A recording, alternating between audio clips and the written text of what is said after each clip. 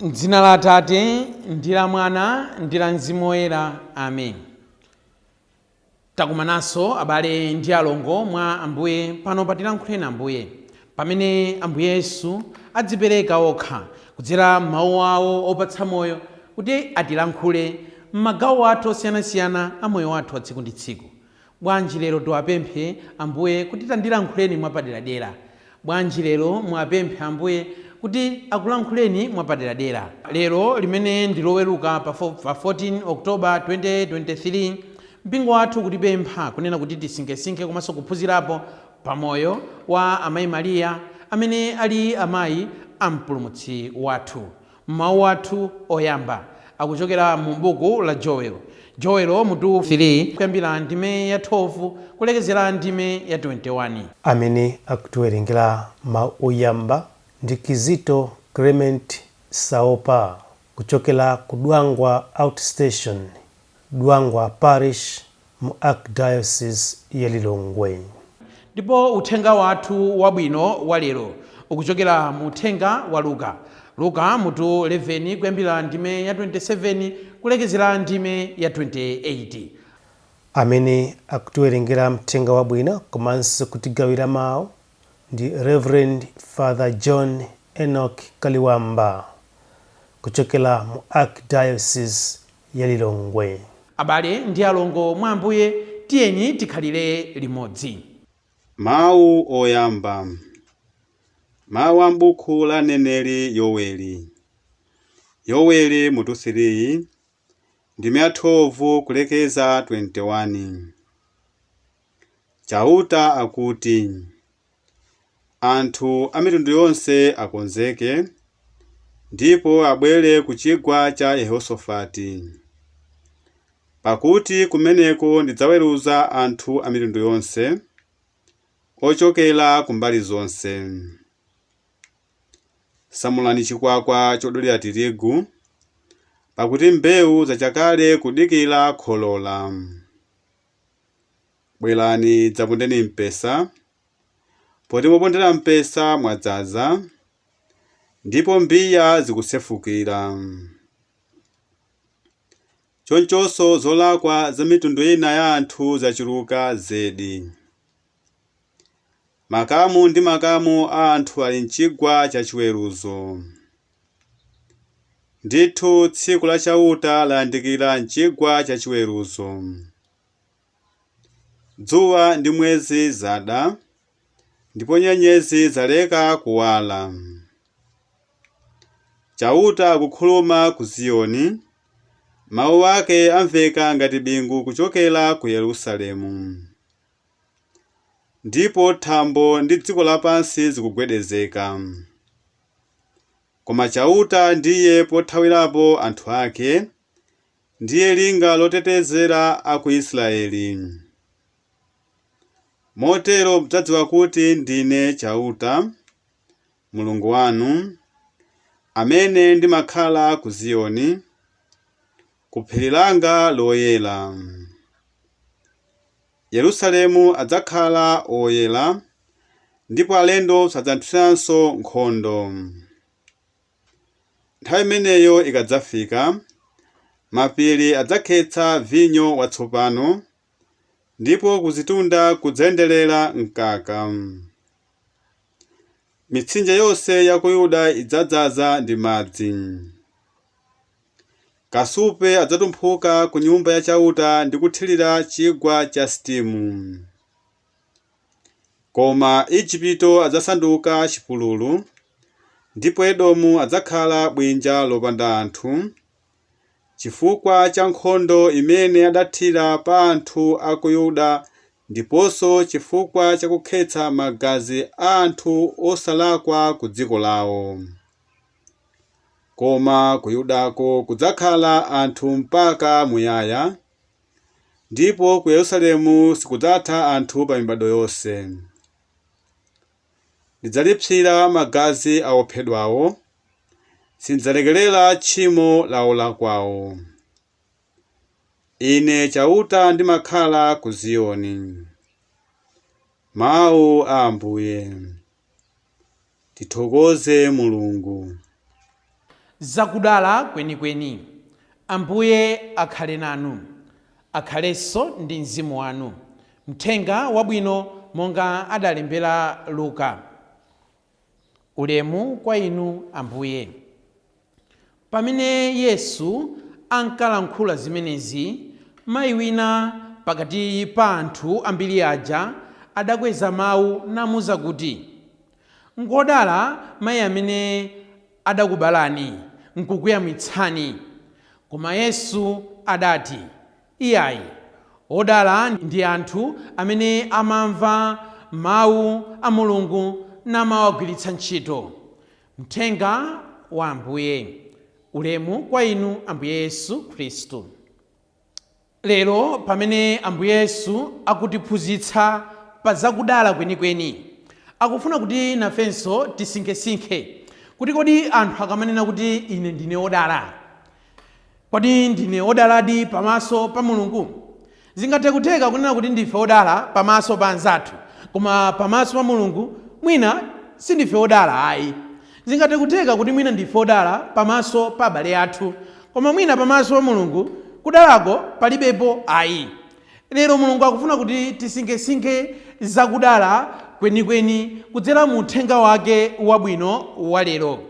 Ndipo Ambuye Yesu poyambirira penipeni phunziro limene ife tikulipeza mu context iyi, kunena kuti Ambuye Yesu pamene akuwaphunzitsa anthu akunena kuti mzimayi wina akudzuka, ndipo akuwawuza Ambuye Yesu kunena kuti ngodala mayi amene anakubalani ndi kukuyamwitsani.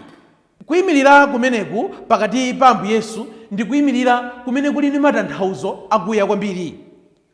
Munthu amene akuyimirirayo ndi mzimayi. Choyambira choti tidziwe ndi chimenechi. Ndi mzimayi amene anthu samayembekeza kunena kuti angathe kuyimirira nkulankhula pa khwimbi la anthu pamene pali azibambo. Kumbukirani Ayuda, mzimayi samamuwerengerapo. Ndi chifukwa mzimayi uja amene amadwala matenda a nsambo nthawi yayitali, atazindikira kunena kuti Ambuye Yesu angatondichiritsa koma ndili pano pa gulu, adangonena kuti mwina ndingogwirako mkanjo wake ndipo ndichiritsidwa. Samafuna kuti aonekere, chifukwa chonena kuti amadziwa kunena kuti kuyimirira pakati pa amuna pa chikhalidwe cha Chiyuda zinthu zimene inali abomination. Komatu amene akuyimirirayo ndi mzimayi. Komatu sangoyimiriranso ayi, akuyimirira nkuyamikira mzimayi zake, nkuyamikiranso Ambuye Yesu. Kodi kuyimirira kumeneku kukutanthauza chani? Kuyimirira kumeneku ndi chizindikiro cha courage, kulimba mtima. Kuyimirira kumeneku ndi chizindikiro cha uniqueness, kunena kuti ndi mzimayi inde koma ndi mzimayi amene ali opatulika, ndi mzimayi amene ali winawina. Kuyimirira kumeneku ndi chizindikiro cha genuineness, kuti iyeyo chilungamo chalephera kukhala chete mwa iye ndipo chatulukira chaonekera poyera, being genuine before the Lord. Kuyimirira kumeneku ndi chizindikiro cha truthfulness, kuti mwa iye muli choona chenicheni ndipo sabisa choona chimenechi. Kuyimirira kumeneku ndi chizindikiro cha authority, kunena kuti ngakhale ndi mzimayi amene pa chikhalidwe cha Chiyuda amamuona kuti munthu wotsika koma ali ndi authority yake nayenso. Kodi zimenezi zikutiphunzitsa chani pa moyo wathu wa Chikhristu? Pa moyo wathu wa Chikhristu phunziro loyambirira limene ife tikuphunzira ndionena kuti Ambuye Yesu akutitana kuti tikhale Akhristu amene tili opatulika. Jesus Christ is calling us to be exceptional Christians. Pamene anthu onse akhalakhala pasi, ife ngati Akhristu tikuyenera kuti tiyimirire nkulankhulapo kunena kuti ayi apo poto sizili bwino, chimenecho ndi Chikhristu. Pamene anthu onse akuyembekeza kunena kuti ayi uyu tamuchititsa mantha sangayimirirenso nkulankhula, Mkhristu akuyenera kuti ayimirire nkulankhula choonadi. We are being called to be genuine Christians. Akhristu amene tingathe kuyimirira nkulankhula pamene anthu sakuyembekeza kuti awo angathulankhula. Ambiri mwa ife Chikhristu chathu chimalephera kuti chionekere chifukwa chonena kuti pamene tikuyenera kuti tiyimirire nkulankhula sitiyimirira kuti tilankhule. Mwina ena mwa ife timalephera kuti tilankhule chifukwa cha ndale. Ndikangolankhula ndiye kuti mwina sadzandipatsazo zija amandipatsa zija. Iye ayi sinkhani imeneyo. zimene amakupatsanizo landirani, zimene amakupatsanizo idyani, zimene amakupatsanizo zinjoyeni. Koma ikafika nkhani nthawi yolankhula, dzukani mulankhule. Chimene ndiye chikhristucho. Zimene zizilinso applicable moyo wathu wa tsiku ndi tsiku motere. Anthu masiku ano timakhala chete chifukwa cha gulu. Zimayi uyu sakuona kunena kuti gulu lonse lakhala chete ayi, koma wasankha kunena kuti ngakhale gulu lonse lakhala pasi komanso lakhala chete, ineyo ndingathe kuyimirira nkulankhula. Inu musakhale chete chifukwa cha gulu. Ena mwa ife timaona kuti zinthu zikulakwika, koma chifukwa chonena kuti amene akulakwitsawo ndi gulu lathu, timalephera kuti tiyimirire, osalola kuti mukhale chete chifukwa cha gulu. Anthu masiku ano timanyoza ena chifukwa cha gulu. Kungojoyina nawo, amene ajatu, ngati zili bwino, amene ajatu, ngati amachita zinthu zawo moyenerera, amene ajatu, ngati ndolongosoka. Nkumalankhula chifukwa chonena gulu likulankhula. Chifukwa takhala pakati pa azimayi amene akulankhula zimenezo. Ife ngati munthu patoka, we should be unique. Tizita kuyimirira nkuchokapo, tizita kuyimirira nkulankhula, tizita kuyimirira nkutsutsapo pakati pa gulu limene lakhala chete. Anthu ena masiku ano timalephera kupemphera monadi chifukwa cha gulu. Kungovomera kunena kuti ifeyo mphakati wathu uno ndi wowukira basi. Iweyo nkumamva pasi pa mtima apa kunena kuti hayi, koma ineyo sindikunena kuti ndizichiyendetsa chonchi chikhristuchi. Koma nkumafinyika, nkumavomereza kunena kuti mukhale mu chimenecho chifukwa cha gulu la kumphakati kwanu. Muthe kuyimirira ngati mzimayi ameneyu nkulankhula. Anthu masiku ano timalimbikitsazo ziphunzitso zonama chifukwa cha gulu. Kusankha ndithu tikudza kuti choonachi ndichi, nkusankha kunena kuti tidziloza kuti choona ndichi chifukwa cha kuntchito kumene timagwira. Nkumaphunzitsa kunena kuti tingathe kumakwatirana amuna tokatoka chifukwa cha kuntchito kumene ife timagwirako. Tizitha kuyimirira ngakhale gulu lakhala pasi. Zimene mzimayi akuchita, gulu lonse lakhala pasi, ndipo silikuyembekeza kunena kuti mzimayi angathe kuyimirira, koma mzimayi ameneyu akuyimirira. Ndi chimene chikhristu chimayembekeza kuchokera kwa inu. Pamene gulu lonse lakhala pansi, inu muzitha kuyimirira nkulankhula zosiyana ndi zimene gulu likuyembekeza kuchokera kwa inu. Kenaka tikuphunziranso muthenga wabwino wa lero zakudala kwenikweni. Dziko lapansi lili ndi chiyembekezo pa zakudala kwenikweni, komanso mulunguso ali ndi chiyembekezo pa zakudala kwenikweni. Mzimayi tikumva kunena kuti pa zimene akulankhula akupereka the expectation of the society on what it means to be blessed. Mzimayi ameneyo akupereka malingaliro amene society imayembekezera akanena kuti munthu ndi odala. Akunena kuti ndinodala komanso ndiodala bere limene inu munayamwa. Society masiku ano imanena kuti a man's value at times comes from his or her ancestors. Kuti kupambana kwa munthu masiku ano kumachokera kwa makolo ake. Ndiye kudala kwenikweni. Society masiku ano imapitirizaso kunena kuti was a woman's value comes from the sons that she bore. Akuti mwana kupambana kwake amakutenga kuchokera kwa makolo ake. Pamene mzimayi kupambana kwake amakutenga kuchokera kwa ana amene abala. Ndiye phunziro lina limene ife tikuphunzira. Ifaka kunena kuti ndinodala komanso ndinodala bere limene munayamwa. Kuti madalitso anuwa akuchokera kumene inu mukuchokera kumene kuli kwa mayi anu amayi Mariya.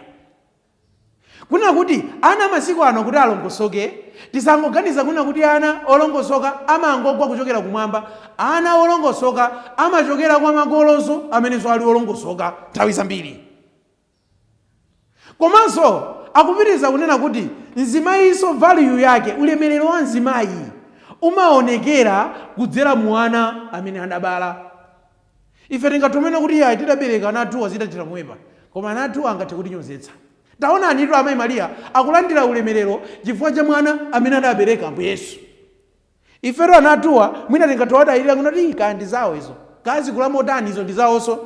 Koma anathu omwewa adzatipangitsa kuti value yathu itsike, adzatipangitsa kuti tinyozeke. Kumbukirani kunena kuti a man's value at times comes from his or her ancestors, whilst a woman's value comes from the sons she bore. Koma Ambuye Yesu akupitiriza kutiuza kuna kuti ngakhale timapeza ulemerero oterewo pansi pano, pali ulemerero umene ife tikuyenera kuti tiutsatire nkupeza, umene uli ulemerero umene Mulungu akufuna. Ndipo akunena kuti pamaso pa Mulungu. Munthu amene ali wa ulemerero ndi munthu amene amamva mawu a Mulungu ndi kumawachita. Mwinatu tingathe kupeza ulemerero pasi pano powalera ana athu amene ife tidzilandira ulemu kudzera mu zochita zawo, koma nafenso tili ndi gawo limene ife tikunena kuti tichitepo, ndipo kumva mawu a Mulungu ndi kuwachita, ndipo kumva mawu a Mulungu ndi kumawatsatira. Pamene ife tamva mawu a Mulungu ndi pamene ife tidzapeze kudala kwenikweni. Mwinatu anthu nkumanena kuti ndinodala, mwinatu anthu nkumanena kuti ndinodala, koma nkudala kwanji kumene ino mungakupeze? Koma nkudala kwanji kumene ine ndingakupeze ngati ndilephera kumva mawu a Mulungu ndi kumawatsata? Amen.